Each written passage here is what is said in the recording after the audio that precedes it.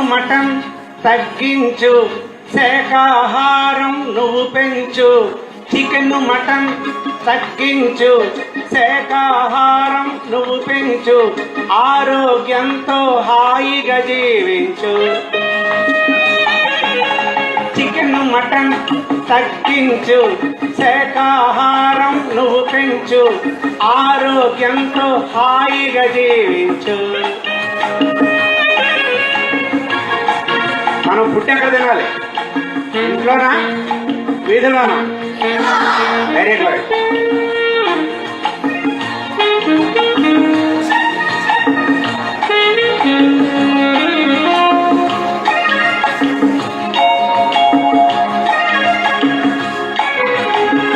అరటికాయ బజ్జీ, అల్సరే చేరి, బిర్యానీ మసాలా, పైకు నీకు దారి.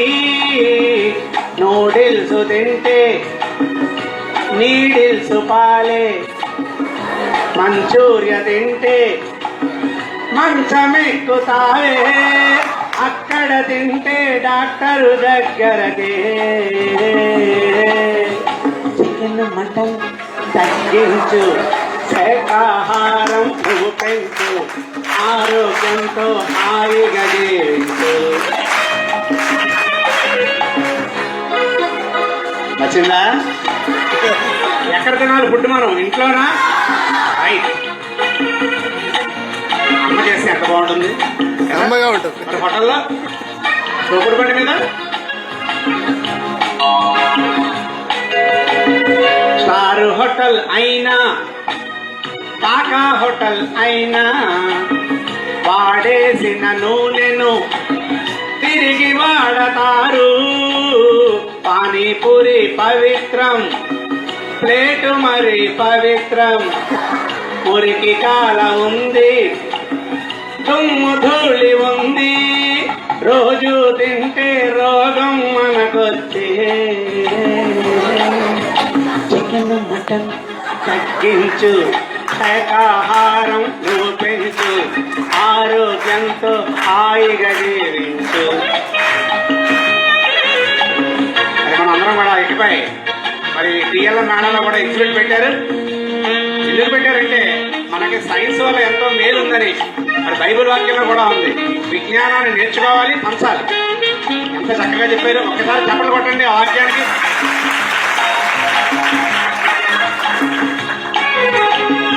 గంగా సీలింగ్ ఫ్యాను 3 ఏళ్ళు గ్యారంటీ.